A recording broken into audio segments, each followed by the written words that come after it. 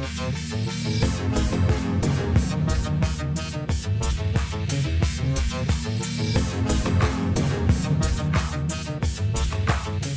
Sciforror Film Podcast.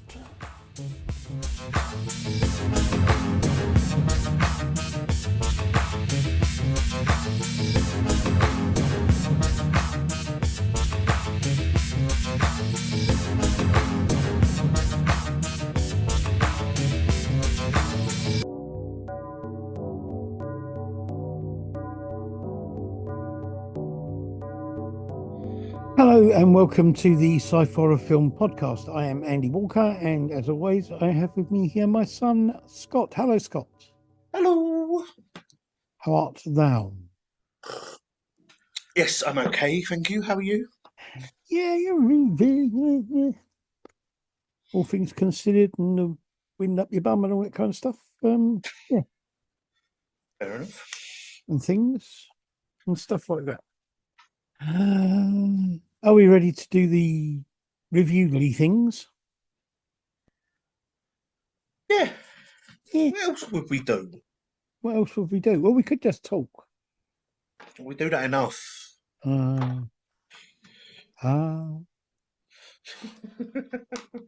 Just a thing and a thing and a thing.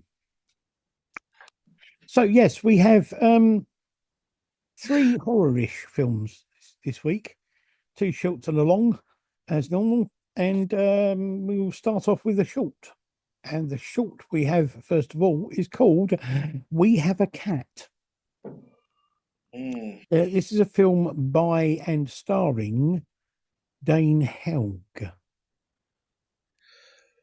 That's about it. The synopsis for this says, a lost pet or a lost mind. Yeah. Yeah. I'm not overly convinced this is really a horror film. No, I don't know. To be honest, I'm not actually sure what it could be classed as. No, it's very odd. Yeah. I mean, it touches on alcoholism and alcohol-related dementia.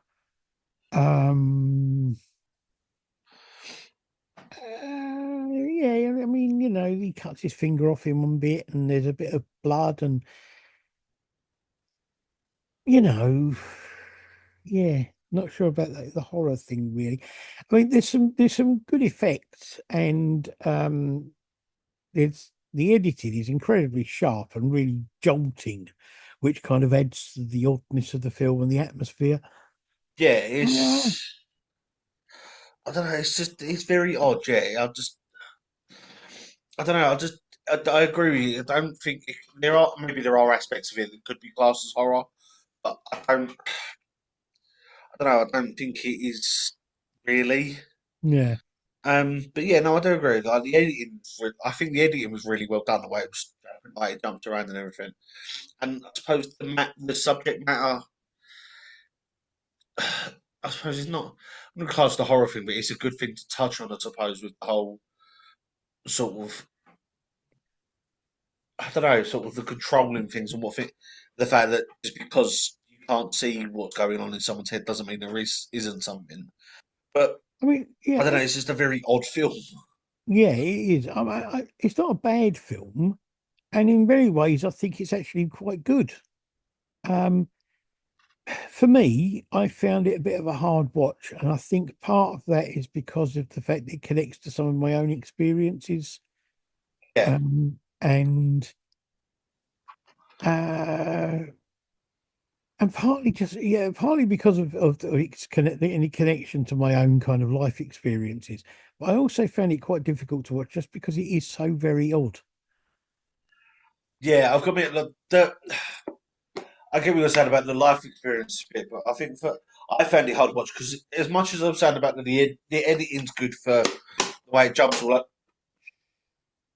way it jumps all over the place, it is very hectic to watch, Yeah, and it's unless you're paying full attention to it, it is like it just jumps all over the place, and it sort of can be very confusing and very sort of you have to watch everything all over the time. It can be very sort of, for me, it was very sort of stressful on my eyes and all that to sort of focus on it all the time. Yeah, no, I get you. I agree. I think it was a difficult watch in many ways, but it's not a bad film and it's not badly made. It's just No, I don't know. I just find it a bit odd and a bit difficult to watch, and I'm not completely convinced it could be classed as horror. no, I think more psychological or thriller, not even thriller based really, but more says for psychological really it could be. Yeah, But yeah, yeah, I wouldn't class it really as a horror or it's hard to put it into a category. yes, yes. Okay. So the second short film is called She's Here. This is on Trepidation Films. Yes. Not a lot I know can say about this. Um, there is a synopsis. The synopsis for this film says a detective enters a house to investigate a murder case, but the killer was not a human as expected. Mm. What do you think? Um, weird 'cause I'm not a big fan of films like this with the sort of first person shot, point of view sort of shot. But I think that this was very well done. It was the cinematography to it, like the lighting and actually that whole sort of the point of view bit of this one, I think was very well done. Yeah. Um, so the atmosphere that was made in it, I suppose, helped as well. But I genuinely actually sort of enjoyed this one. Yeah, I mean, to a large extent, it's basically just a jump scare with a long lead up, but Yeah, it's well done, and the effects are very good. The makeup and effects are very good, and as you yeah, say, the lighting and that kind of thing work really, really well. It's not a bad film at all, actually. I thought it was pretty good. It's as far as these sort of things go, it's a good film. yeah, You know, I mean, obviously, there isn't a huge story to be built up. I mean, you know, yeah, a murder has taken place.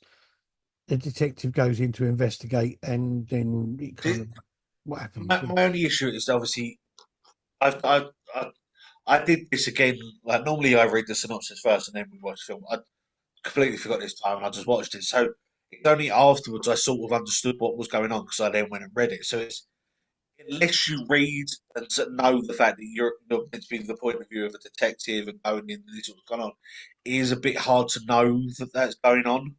Yeah, But as I said, I think it's still a reasonably good film, and I think that, yeah, like you said, the whole sort of story behind it is a bit hard to follow, I suppose, unless you know what it's about. But it's still a good film, I think. yeah, yeah. No, it's good. It's well made. It's well put together, well edited, and as you say, the cinematography, and the lighting is really good, and the effects and makeup are really good. So all in all, it's a pretty good film. Okay, on to our full-length feature film, which is another one that this week is on Netflix, and this is from 2024, and it's called The Deliverance. This is Not to be mistaken from other films that are called The Deliverance. yeah, this is where are we? Takatuli Entertainment and Lee Daniels Entertainment and Netflix. And this is no, it's not Netflix. We'll talk about it, just him. The director is Lee Daniels. The writers David Coggeshall and Elijah Bynum, and the cast, or some of the cast, anyway, most of the cast: Andra Day, Glenn Close, Anthony B. Jenkins, Caleb McLaughlin, Demi Singleton, and uh, Anjanou Ellis Taylor. Now, the synopsis for this film says an Indiana family discovers strange demonic occurrences that convince them and their community that the house is a portal to hell. Yeah. Which, well, kind of sort of. This is apparently inspired by true events. Now, I've got to say, having been somebody who grew up watching Poltergeist and the Amityville horror and things like that, Um, I think this is an excellent film. I No. really liked it. One of the things I like about it is the fact that unlike Amityville and like the original Amityville and Poltergeist, in those films, they're set around a kind of white middle class family that don't really have much in the way of family issues going on and Yeah, things like that. Whereas this is set around an African American family who have got major problems and major issues. They are yeah, fractured beyond belief. That the dad's walked out. The mum has been brought up by a grandmother or a mother who was on drugs and was ignoring the fact that she was being molested by her father. Uh, she then has a problem with alcohol. The grandmother is living with them, and she's now got cancer.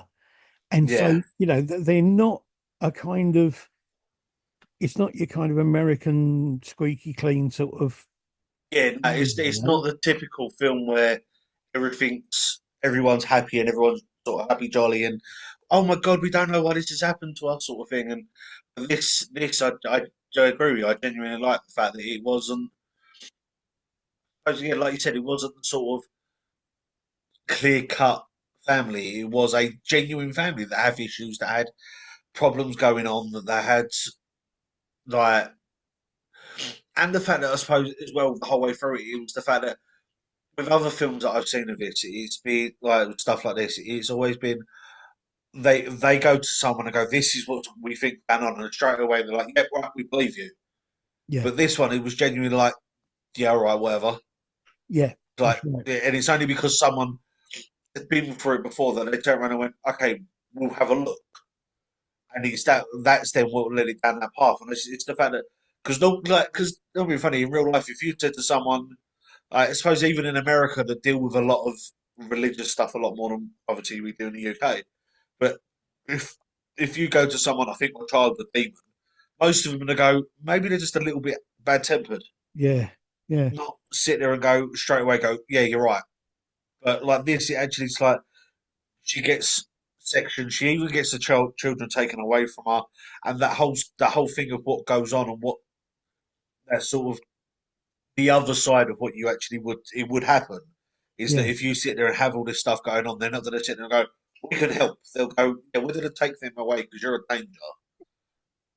And I genuinely liked it, and the fact that yeah, like you said, it was based on supposedly based on or based around true events, Yeah, and the fact that well, at the end of it, they give you a bit of a description of what the true events were.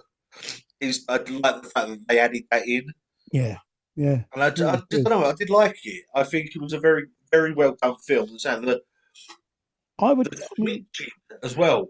huh? The switching between obviously when the kid was possessed, Yeah, the switching between the characters of what they wanted to be like, and even the switching between him being normal and them being possessed, the way the facial features changed, I thought was very well done.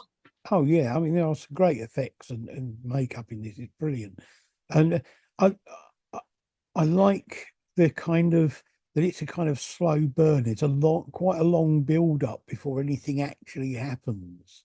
Yeah, And I think that works really well because of the fact that you just kind of it's not all kind of like fast and furious and jump scares all over the place, which I think is really good. But I would rate this. I would rate this as good as the original Amityville yeah, or Poltergeist, that sort of thing. I think it's that good a film. yeah. Um, It's I think because I've watched the remake they've done of Amityville and some of the other ones they've done of other Poltergeists and stuff like that, even other films like this, and a lot of them, I suppose, a lot of the newer ones, they seem to go a bit over the top of it.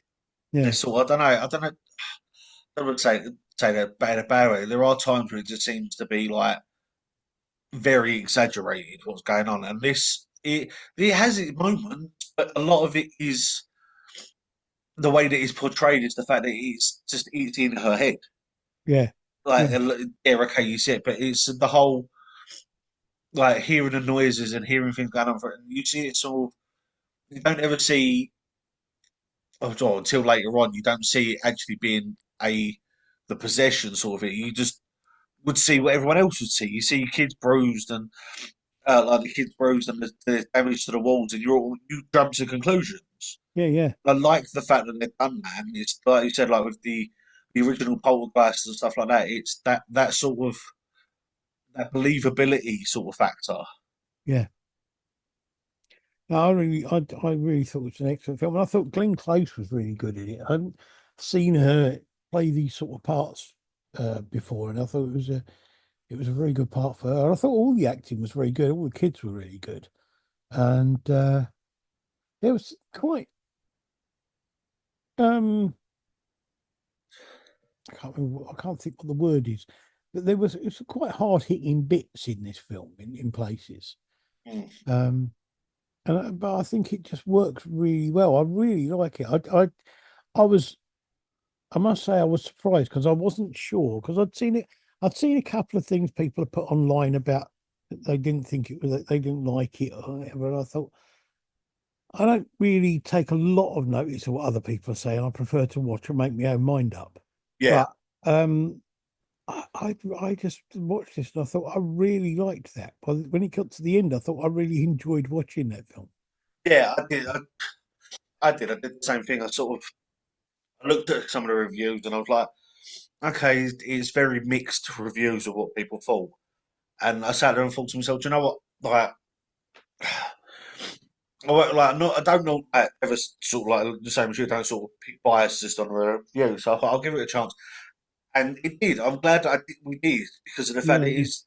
I don't think looking at it, it's. Cause I'd seen it on Netflix for a few weeks before we'd done this, so I was like, I was sort of getting to the point where I'm like, do I watch it? And I was umming and ahhing about it, and I'm glad that we chose it for this because of the fact that I don't think it's something that maybe I would looking at the subject matter or what reading I wouldn't have picked purely for myself, like yeah. out of everything else. So I'm glad that we got a chance to watch it because say it is a very good film, and I think some of the subject matter in it is what makes it that better. It's not like we said, it's not clear cut white collar sort of family. They're a dysfunctional family that have got a lot of issues. That okay, yeah, well, it's at the end of it, it brings them closer together, but it doesn't fix everything. No, It's not like they're 100% back to normal. They're still working on things, but it's the start of it. yeah, yeah. I really, really like this film. Would recommend it to anyone because I think it's a really well made, really good film. Yeah. Okay, right. So there we are. There are three films. We had what's the first one called? Oh, We Have a Cat. Um, which was a bit odd and kind of dealt with alcoholic dementia and things like that. Then we had She's Here, which is kind of POV sort of jump scary type thing, but very well Yeah. made. And then The Deliverance, which I think is an excellent film. We both thought was an excellent film and well worth a watch. So there you go. Thank you very much, Scott, for your input and comments as always. Well, I'm glad I could do it. Next week we will have some more science fiction again. Woo! Mm. And then some and some more or something. So, well, here we are again. Um, so again, and with some, yes, uh, you know, it's 5 years we do this. I still haven't got a clue how I'm going to end No, it. It- it's amazing. Like we've got the beginning bit almost down to a T, and the whole review bits with the end bits of it. We just No idea. seem No to go idea all at over the all. place.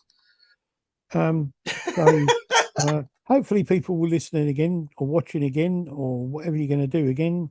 Yeah. And if so, maybe. If not, whatever. And until then, we'll see you later. Bye. Bye.